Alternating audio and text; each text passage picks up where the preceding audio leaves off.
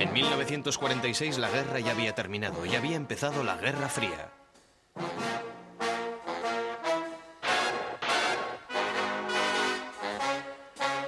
Y tanto la ciencia ficción como los ansiosos ojos de los Estados Unidos estaban centrados en dos cosas: la amenaza roja y la bomba atómica.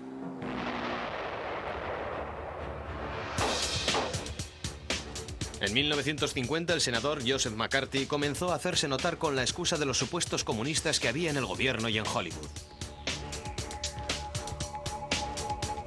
Había comenzado la caza de brujas norteamericana.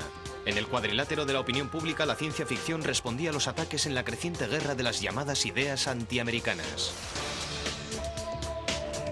En 1953, un escritor de 33 años llamado Ray Bradbury, que había tenido como mentores a los escritores de finales de los 30, publicó Fahrenheit 451, una inquietante novela sobre una sociedad en la que los bomberos son responsables de aplicar la prohibición que pesa sobre los libros, quemándolos. Pero uno de los bomberos toma conciencia de lo equivocado del sistema y empieza a aprenderse los libros de memoria antes de quemarlos, con lo que se convierte en una biblioteca humana. La idea de que alguien pueda salvar la cultura de la humanidad memorizando todos los libros es algo maravilloso. Pero los cineastas que se dedicaban a la ciencia ficción bajo la amenaza de las listas negras no iban a tocar una patata caliente como el macartismo. Pero entonces iba a aparecer la primera de una nueva variedad muy sugerente de películas de ciencia ficción. Destino a la Luna, realizada en 1950, era una mirada de estilo documental a una posible misión a la Luna. En ella había un alto grado de exactitud científica gracias a Robert Heinlein, que colaboró en el guión.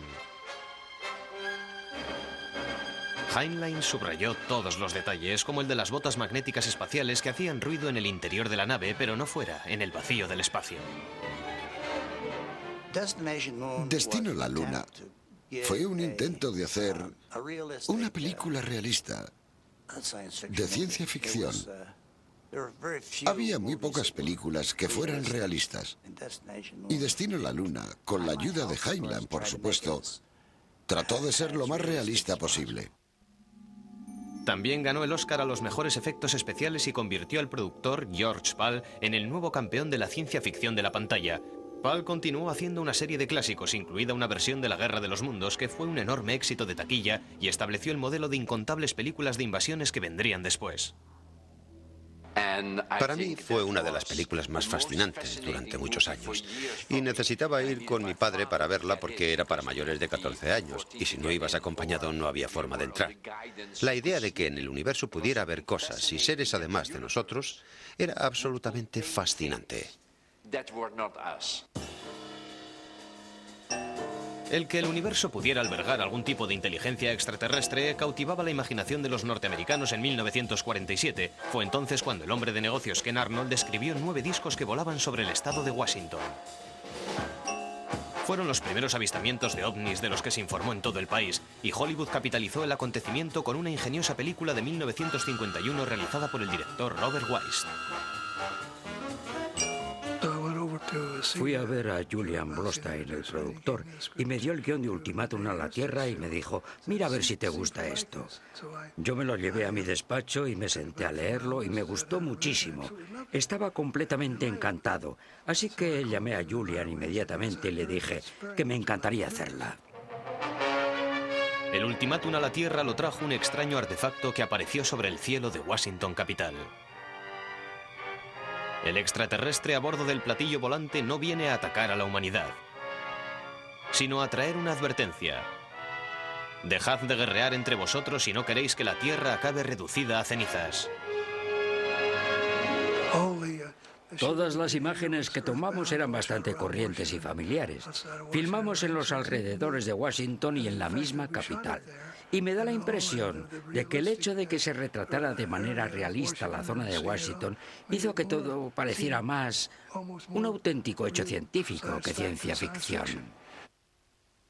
Ultimátum a la Tierra fue también una rara especie en el sentido de que fue una de las pocas películas de serie A en un género en el que la serie B era la norma. Durante mucho tiempo, película de ciencia ficción fue sinónimo de película de bajo presupuesto. Los grandes estudios estaban volcados en las producciones en las que figuraban sus grandes estrellas y no pensaban mucho en la ciencia ficción. El enfoque que las películas de serie B dieron a la cuestión de la guerra atómica se haría también famoso a su manera. En 1953, La bestia de 20.000 brazas llegó a los cines. Estaba basada libremente en un relato de Ray Bradbury. Un monstruo prehistórico llamado redosaurio despierta como consecuencia de una explosión nuclear. La película costó menos de $200.000 y recaudó más de 5 millones. Con semejantes resultados de taquilla tenían que aparecer necesariamente otras bestias atómicas. Desde las hormigas gigantes de ellas hasta tarántulas, mantis, hasta llegar al propio rey de la radiación que apareció en 1954 de los estudios Toho de Japón. Godzilla fue el resultado monstruoso de una prueba nuclear fallida. Era un mensaje procedente de un país que conocía de primera mano los horrores de la guerra nuclear.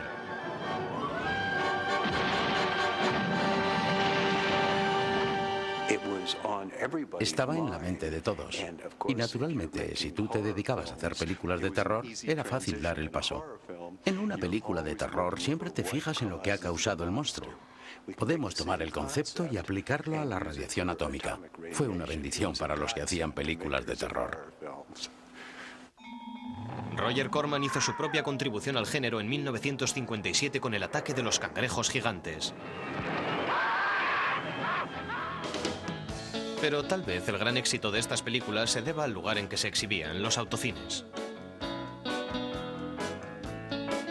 En los años de la posguerra era el lugar de citas más frecuentado de los Estados Unidos. El número de autocines creció de menos de 200 en 1946 a más de 5.000 en 1958.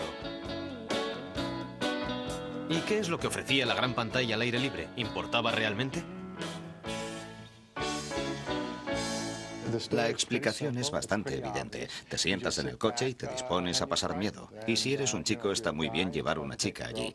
Puede que se asuste de verdad y se acerque a ti en busca de protección. Y a menudo íbamos a un autocine que tenía 2 pantallas.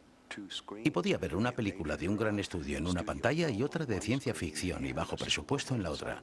De forma que al menos los viernes y sábados por la noche pasábamos de la película de los grandes estudios.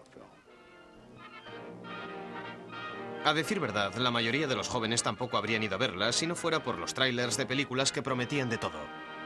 I'm William Castle, and I feel obligated to warn you about the next attraction you will see at this theater.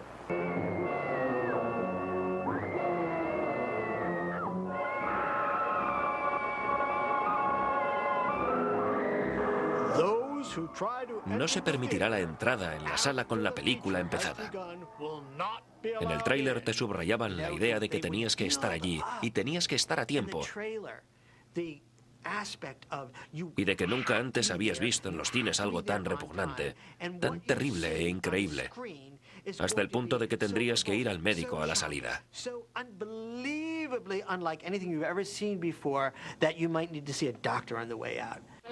Will everyone in the theater hold on firmly to his seat, please? Entre todas estas porquerías hubo algunos clásicos de calidad. En 1956 Shakespeare se encontró con la ciencia ficción. Planeta Prohibido es La Tempestad, ambientada en el espacio exterior con un robot llamado Robbie, como el cambio fundamental con respecto a la obra original. Ese mismo año hubo otra película sobre unas misteriosas vainas.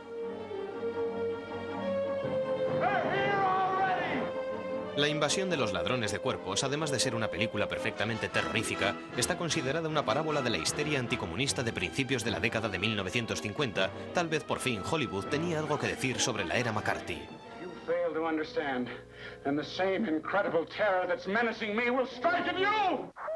Pero el 4 de octubre de 1957 la paranoia tomó un nuevo nombre: Sputnik. Parecía que los Estados Unidos tenían que recorrer un trecho para alcanzar a la Unión Soviética y la ciencia ficción tenía que hacerlo para alcanzar a la ciencia. El día en que oí la noticia me encontré con Steve Brody, que era entonces presidente de la Alianza de Artistas, y le dije: Steve, puedo poner una película de viajes espaciales en los cines en menos de 90 días. Y me dijo: ¿tienes una idea? Le respondí: mi única idea es tener la película en las salas en menos de 90 días. Y siempre he cumplido contigo. ¿Me respaldarás? Me dijo: vale. Y él sabía lo que costaban mis películas. Añadió: tus películas cuestan unos 60.000 euros. Te doy 67.000 y te quedan 7.000 extra para las naves espaciales. La Guerra de los Satélites se estrenó en 1958. Roger Corman obtuvo sus $10.000 para sus naves espaciales. John Kennedy solicitaría pronto miles de millones. We choose to go to the moon in this decade and do the other things, not because they are easy, but because they are hard. El reloj empezaba a correr para la consecución del máximo logro de la década. Y lo veríamos todos en directo por televisión. Un medio que también estaba explorando su propia frontera final.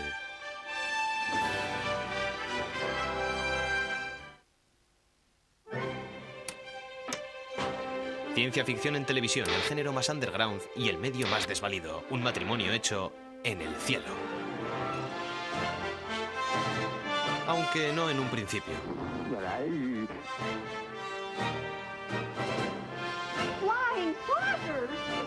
Comenzó como un asunto bastante barato.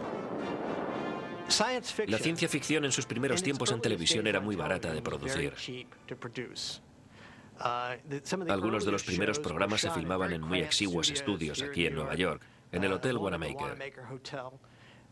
Y como las películas de ciencia ficción no eran películas del oeste, no hacía falta caballos, ni establos, ni salones con un burdel en el piso superior. Solo hacía falta un estudio muy pequeño con algunos discos y alguna gran roca, y esa gran roca podía encontrarse casi en cualquier parte, no costaba demasiado dinero.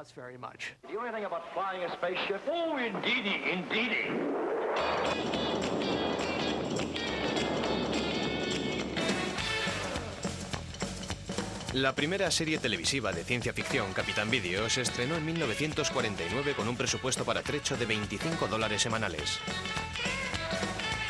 Con un presupuesto tan ajustado, los productores tenían que ser creativos.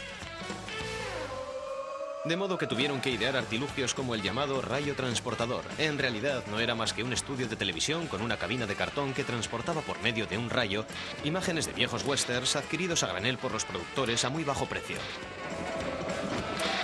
Los héroes de los westerns de cada episodio pretendían ser videorangers en misión secreta en la Tierra. Fue esta manera futurista de presentar las películas de oeste baratas lo que inspiró en inicio la serie. Pero incluso este esfuerzo mercenario fue un gran éxito de audiencia y solo un año más tarde ya había unas cuantas imitaciones en el aire como Patrulla Espacial y Rocky Jones, Ranger del Espacio. Tom Corbett, cadete espacial, estaba basada en unas historias de Robert Heinlein, pero la producción era de tan baja calidad que Heinlein renegó de la serie. Aún así, alguien se lo tragaba todo, y si usted creció en los años 50, ese alguien era probablemente usted mismo. En aquella época, la televisión no ofrecía demasiadas cosas a los niños. La mayoría de la programación, sobre todo en la tarde-noche, estaba destinada a los adultos.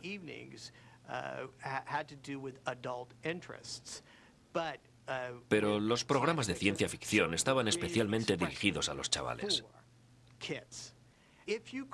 Si lograbas que una empresa como Kellogg's, que producía los cereales para el desayuno, patrocinara un programa y garantizara su apoyo financiero, lo habías conseguido.